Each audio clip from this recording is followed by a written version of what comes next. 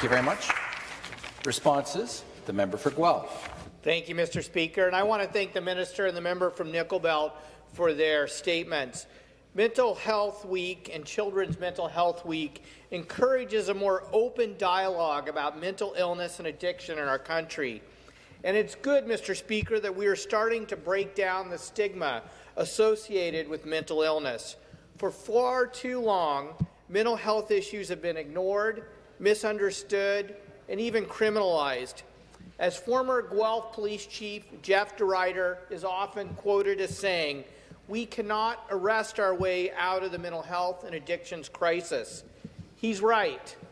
Mental health is health. Mental health is not a criminal issue. The Centre for Addiction and Mental Health says that mental health is health.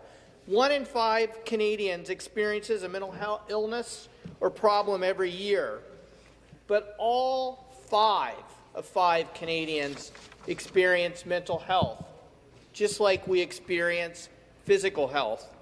According to CMHA, there are 6 common features of good mental health: a sense of self, a sense of purpose, a belonging, contribution, enjoyment, and resilience. As Helen Fishburne, the Executive Director of CMHA, says, simply put, a state of well-being. So what is mental health? Simply put, a state of well-being, and we all have it. We might have a mental illness, we might not. Either way, we can all feel well. We can all feel good about ourselves, whatever life's up and downs.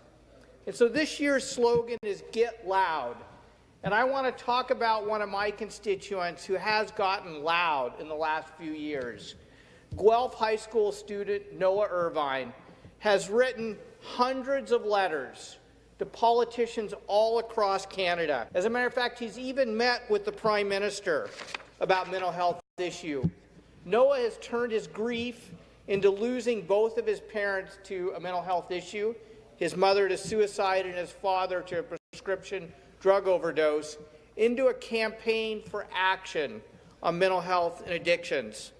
And one of the things Noah is asking, and I would like to ask it today on his behalf in the House, is that for MPPs in this House to act on the recommendations from the Select Committee on Mental Health and Addictions, which delivered their final report to this House almost 9 years ago.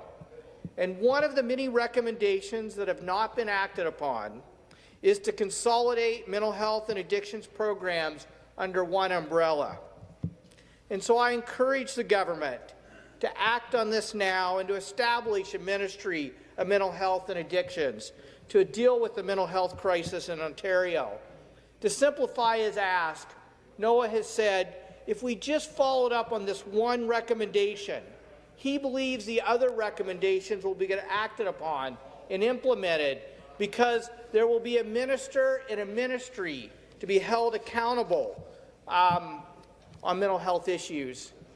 And so recently I asked Noah if he would like to be on a roundtable advising my office on mental health and addiction issues.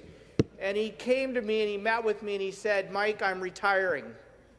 I'm retiring from my advocacy because I'm going to university next year and I have to focus on my studies.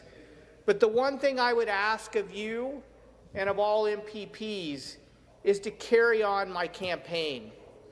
Carry on my campaign for me and my parents and all the thousands of people suffering from mental health and addiction issues."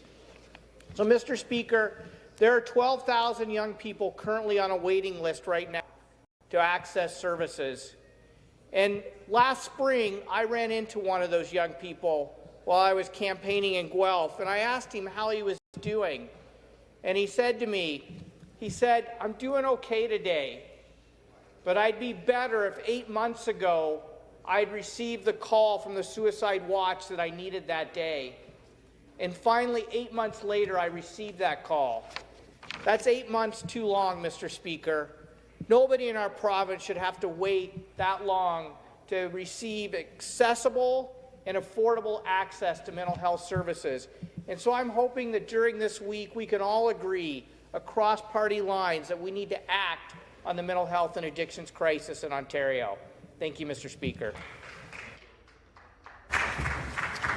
Thank you. I believe the time has expired for statements and responses. Therefore, it is time for petitions.